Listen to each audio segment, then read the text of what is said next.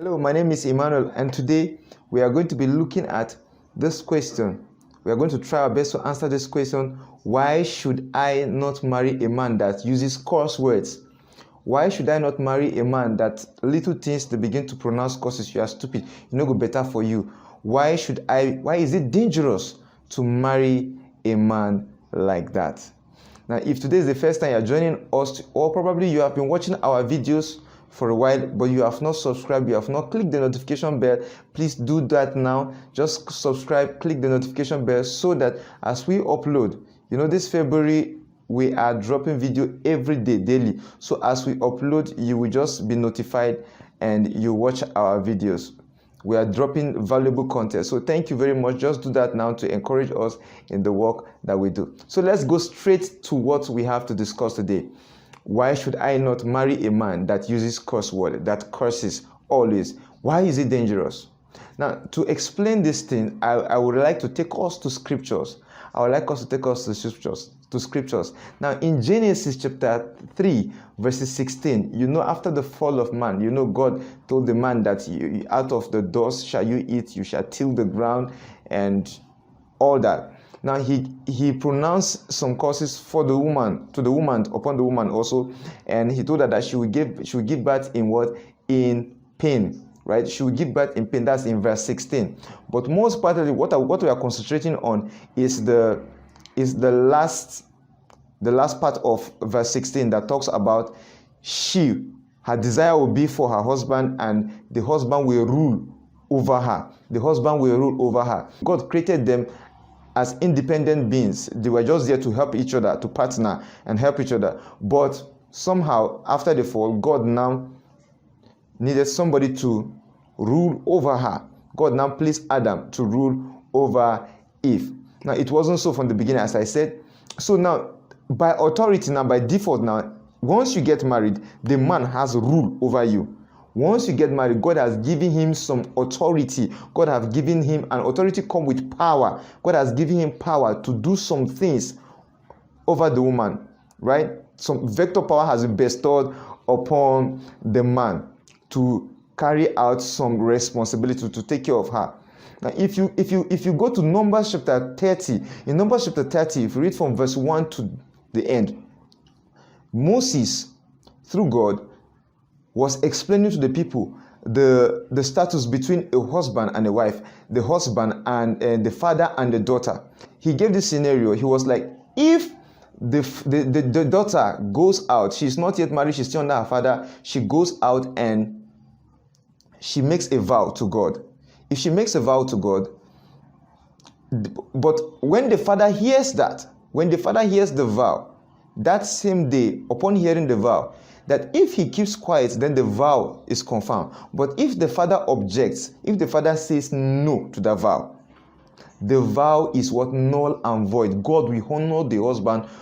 God will give the husband, the father, the honor of breaking the covenant, and God will break the covenant that the daughter has made.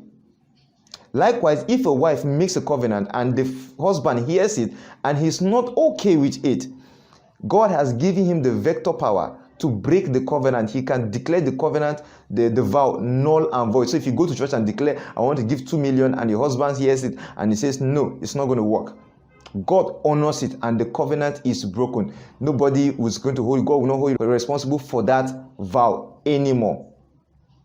So that's the explanation in concerning vow, because of the authority that God has given the man over the woman. That authority is passed.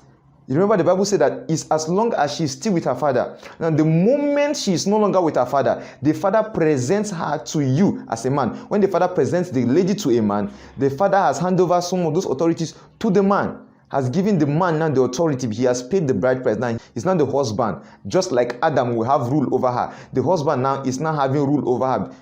So the father relinquishes those rights and give it to the husband. Now the husband also have the right to cancel any vow.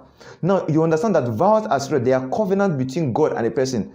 But God is saying here that I have given the man the right to break the covenant when he is not okay with it. You see how God respects the authority that he has given to man.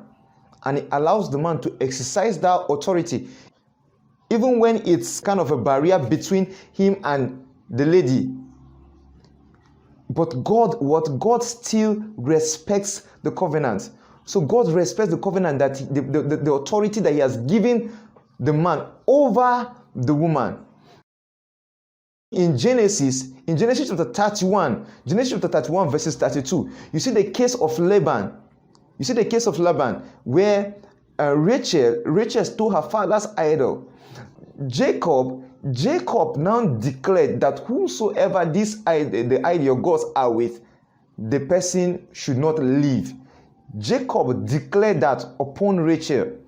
He declared that the person, he not knowing that he didn't know that Rachel was having the gods, right? We know the story. He made that declaration. Did she die? Yes. In Genesis chapter 35, verses 18, Rachel now died giving birth. She's the first to die in the land of Abraham, Isaac. She's the first to just die like that, giving birth. He declared in some chapters ago, then in chapter 35, she died. She literally died in the process. So of giving birth. So the words of a man is powerful. The words of the husband is powerful. Now it is important that you choose who you marry. Very, very careful about that. Now the husband, some men can curse easily. They can curse their generation down, their children. They curse their children. It will not be good for you. It will not be better for you. Understand? It will not be good for you. They begin to curse their children, begin to curse their family, they curse their wives. They say, look at you, stupid woman. Now God takes words serious. When you tell somebody he's a stupid person, you are registering this person in the realm of the spirit. You have declared the person in the spirit that the person is a stupid person. So if you marry somebody that begins to rain curse on the children, begin to rain curse on you, look at you, you're a stupid woman, and he begins to insult you, he begins to rain curse upon you, somehow those things begin to affect you. If it doesn't affect you spiritually, it won't affect the confidence, the self-esteem of the children. It takes the grace of God. When they are with a father that doesn't appreciate them, with a father that talks down on them, when you're with a man that talks down on you, it reduces you a lot. It affects you a lot. So it's dangerous to marry someone that rain curses on you. So if you're in a relationship where the person is raining curses, or you are listening to this, you are a father, and little things you open your mouth and begin to declare and begin to say things, you think those things are jokes. God don't play with words. You might think you are joking, but God takes them serious. God takes words serious. The spiritual realm, they will register it. The devil will hold it against you. We say that you have said this, and so shall it be. So you mind the kind of things you tell your partner. You mind the kind of things you tell your children. You mind the kind of things you declare upon your children. Instead of cursing them, tell them you are good, tell them you are kind, and advise them, help them to overcome whatever challenge that they are going through. That is what you should be doing as a father. Authority has been given to you, and don't misuse it. Use it for good. Use what God has given you for good, not to curse your lineage and your generation after you. So thank you very much. I pray that the Spirit of God will help you to coordinate yourself, to moderate your tongue, to control your tongue, and to guide you. Instead of cursing your children, bless them and bless them. God has given you the power to do that. So use it, bless them. And if you're a lady, if they are cursing you now that you're not married, please pack your load and go before they curse your children and your children's children. Thank you very much. So I said, if you have not subscribed, please subscribe, click the notification bell, and share our videos. Refer us to your friends and to your family. Thank you very much, and the Lord Almighty continue to bless you. Amen.